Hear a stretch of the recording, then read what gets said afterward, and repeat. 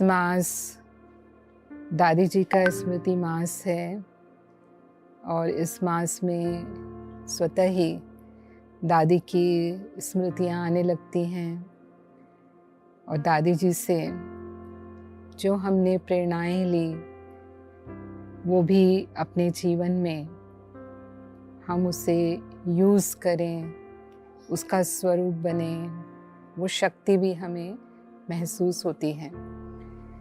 मैं 1990 में जब मधुबन में रहने के लिए आई, मैं ग्लोबल हॉस्पिटल के लिए आई थी। उस समय ग्लोबल हॉस्पिटल बना नहीं था, अंडर कंस्ट्रक्शन था।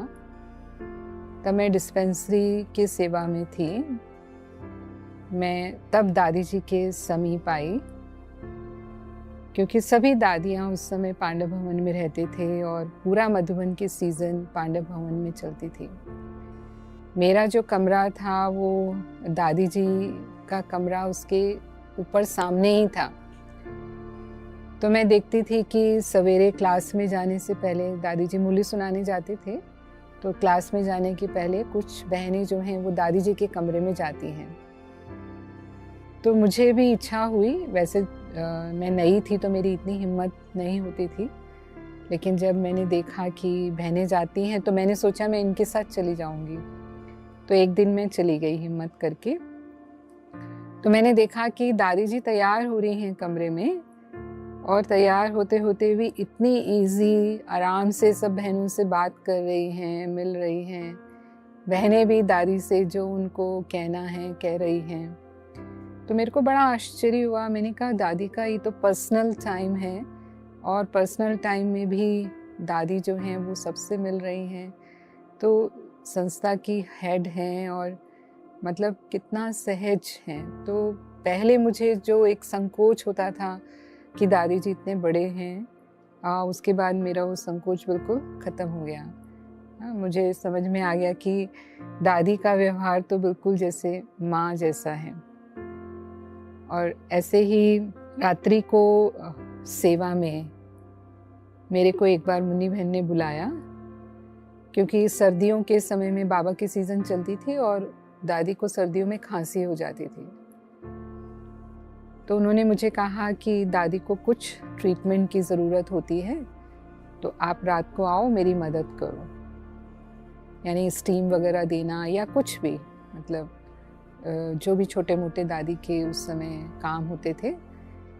तो मैं गई रात को और मैंने देखा कि दादी जब कमरे में आते हैं तो दादी मुरली पढ़ते हैं। तो दादी बेड पे ही लैंप लगा करके मुरली पढ़ते थे और मुरली पढ़ते पढ़ते जो भी कुछ पॉइंट्स दादी को अच्छे लगते थे वो दादी सुनाती भी थी।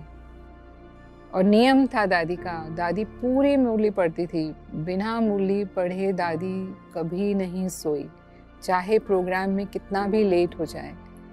और फिर मैं दादी जी को सुला करके गुड नाइट करके ही कमरे से जाती थी। तो मैं देखती थी कि दादी कुछ मिनटों में ही सो जाती थी, दादी को सोने में समय नहीं लगता था।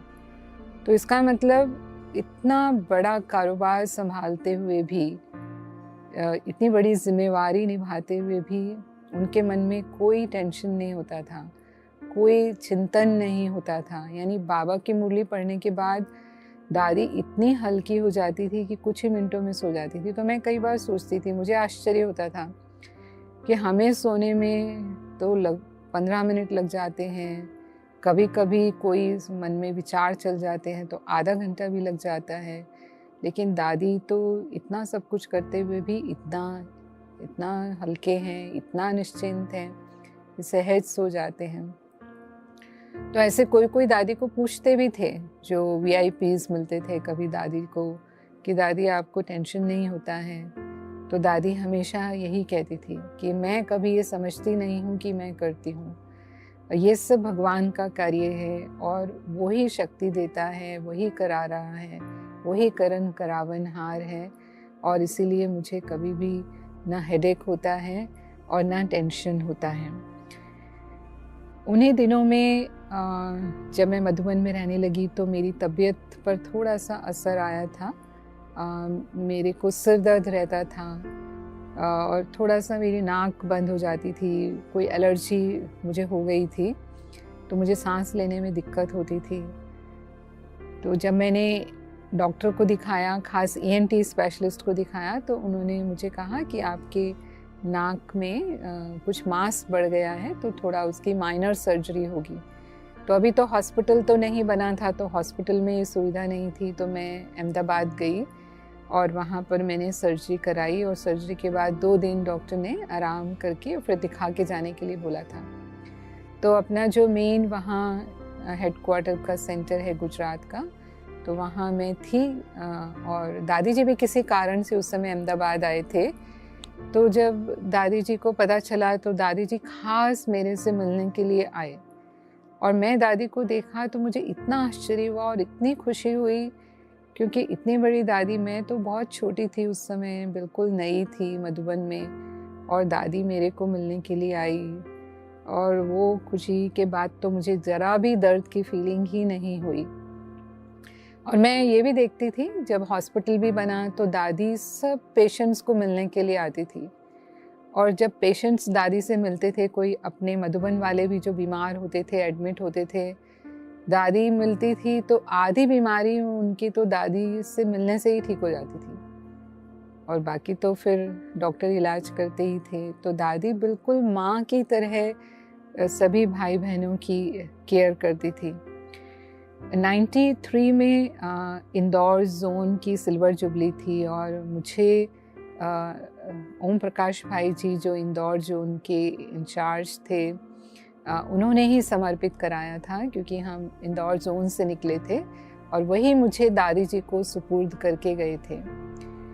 तो मुझे भी सिल्वर जुबली का निमंत्रण मिला, दादी जी गए तो मुझे साथ में लेकर के गए।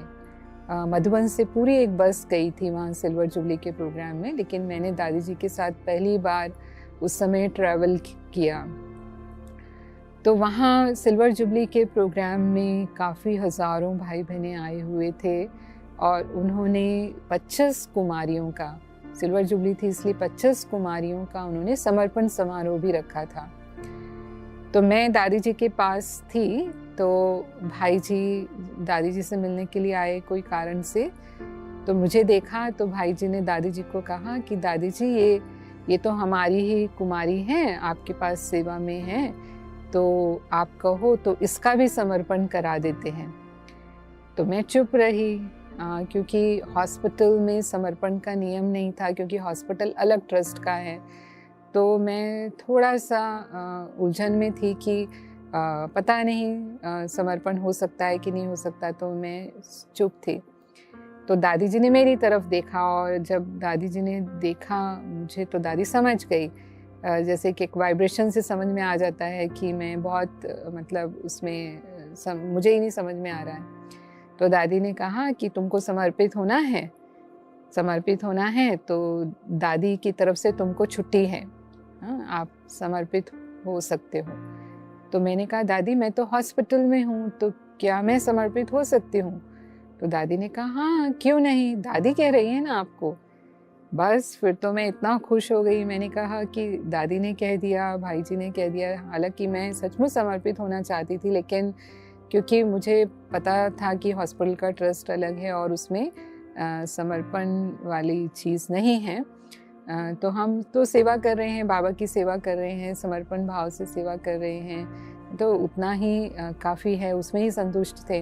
लेकिन जब दादी जी ने कहा तो मैंने ही देखा कि दादी कैसे परख लेती थी, यानी दादी ने मेरी लगन को परखा और वो संकल्प को कैच किया, और दादी ने और बाबा ने उनके द्वारा कहलवाया, भाई जी के द्वारा कहलवाया, और जैसे मेरा समर्पण हुआ। तो मैं पहली बहन थी जो हॉस्पिटल में समर्पण हुई, और फिर मेरे बाद तो लगभग 50 भाई बहनें एक के बाद एक समर्पित हुए, और इतने अधिक भाई बहनें अब समर्पित रूप से हॉस्पिटल में सेवाएं दे रहे हैं। हम लोग राखी के समय माउंट आबू में सेवा करने के लिए जाते थे, अलग अलग स्थानों पर।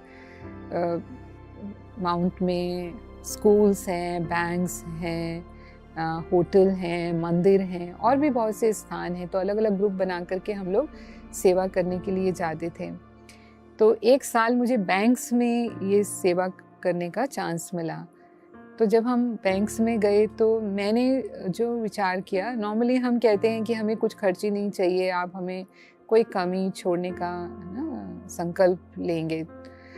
तो फिर मैंने जो है उस साल ऐसे किया कि मैंने उनको कहा कि आप जो हैं अपनी जो भी कमी आप छोड़ें वो एक पेपर पे लिख दीजिए, और एक शुभ संकल्प भी आपको कोई लेना है, और सभी मुझे पेपर पे लिख करके अपनी चिट्ठी देंगे।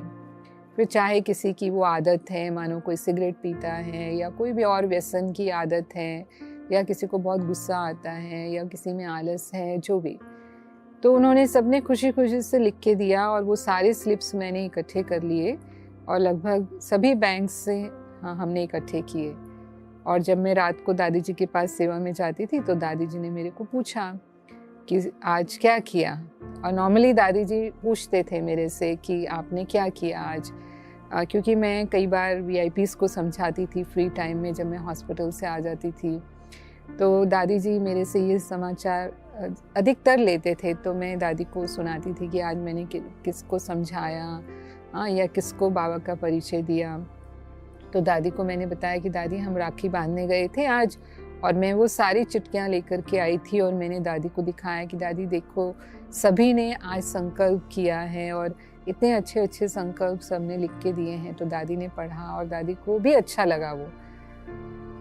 बाद में सुबह मुरली क्लास के समय जब कोई ऐसी बात आई तो दादी ने भरी क्लास में मुझे खड़ा कर दिया। मेरा नाम लेकर के दादी ने उठाया और दादी ने कहा देखो कल सविता ने बैंक में ऐसे ऐसे सेवा की और ऐसे सबसे लिखवा के लेकर आई है। तो मेरे को ये कोई बहुत बड़ी बात नहीं लगी, ठीक है हम सेवा किया और अपना तरीका होता है। लेकिन दादी ने जिस तरह से क्लास में कहा, मतलब इतना खुशी, इतना उमंग उत्साह, मतलब मेरे कहने का भाव ये है कि दादी सब में वो सेवा का जैसे उमंग उत्साह बढ़ाती थी। दादी जी एक संकल्प भी हर साल सेवा के नए नए प्लान्स, जैसे बाबा उनको टच करता था तो वो देती थी। एक साल में दादी ने कहा कि ईच वन टीच वन ना, अगर बाबा के 6 लाख बच्चे हैं और हर एक बच्चा अपने समान एक को तैयार करे तो 12 लाख हो जाएंगे। तो मैंने जब सुना तो मुझे भी बहुत अच्छा लगा। तो हालांकि मैं ऐसे समझाती थी, कोई आते जाते थे, लेकिन किसी को बाबा का बच्चा बनाया हो यानी कोई बीके बन गया हो ऐसा नहीं था। तो मैंने ऐसे सोचा कि मैं भी इस बार कोशिश करूँगी कि कोई बाबा का बच्चा बने। तो हॉस्पिटल के आसपास फोर्सेस हैं, माना एयरफोर्स, आर्मी, सीआरपीएफ, और उनकी कई फैमिलीज इलाज के लिए वहाँ आती रहती थी। तो ऐसे ही एक फैमिली जब आई तो मैंने उनको इंस्पायर किया कोर्स करने के लिए। उन्होंने कोर्स किया और उनके कनेक्शन में उनके जो क्लोज फ्रेंड्स थे वो दूसरी 2 फैमिलीज को भी लेकर के आए।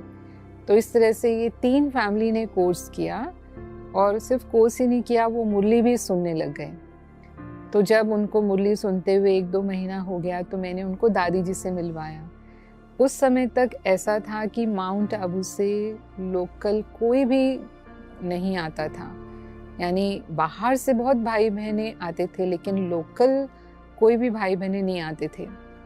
तो फिर जब दादी जी ने सुना और उनसे मिली तो दादी जी ने कहा अच्छा ये माउंट से आते हैं परिवार, ये तो बहुत भाग्यवान हैं। हाँ, पूरे माउंट से, मतलब ये 3 परिवार ही सिकीलेदे परिवार हैं। दादी इतनी खुश हुई और मेरे को भी बहुत सेटिस्फेक्शन मिला कि दादी ने जो इस साल का संकल्प दिया था कि हमें आप समान बनाना है, तो चलो एक का संकल्प रखा तो 6 भाई बहनें तैयार हो गए, 3 फैमिली तैयार हो गई। और बाद में भी जब वो यहाँ से ट्रांसफ़र होकर के गए, क्योंकि आर्मी एयरफोर्स का तो ट्रांसफ़र हो जाता है, तो वो ज्ञान में चलते रहे। और एक फैमिली तो बहुत पक्की, एकदम निश्चय बुद्धि, समर्पित बुद्धि, आज भी बाबा के वो बच्चे। तो हमेशा मैंने दादी को देखा कि दादी कभी भी किसी से भी मिलते थे, क्योंकि दादी के पास तो कितने केसेस आते भी रहते थे। तो जब वो केसेस भी आते थे, दादी की दृष्टिवृत्ति में कभी उनके प्रति परिवर्तन नहीं आता था। दादी सुनती थी, जैसे साक्षी भाव से सुनती थी और फिर निर्णय देती थी, और जैसे कि आत्मा का वो जो ओरिजिनल स्वरूप है वही दादी को स्मृति में रहता था। इसलिए सदा सबको स्नेह और सम्मान दादी देते रहे, वो पालना दादी से सभी को अनुभव होती रहे। ऐसे कुछ विशेष जो अनुभव दादी जी के साथ रहते हुए हमने किए, ऐसे तो बहुत से और भी अनुभव हैं। हम जितना याद करें, क्योंकि इतने वर्षों दादी जी के साथ रहे, लेकिन अभी इस सेशन के लिए इतना ही, और मैं यहीं समाप्त करती हूँ। ओम शांति।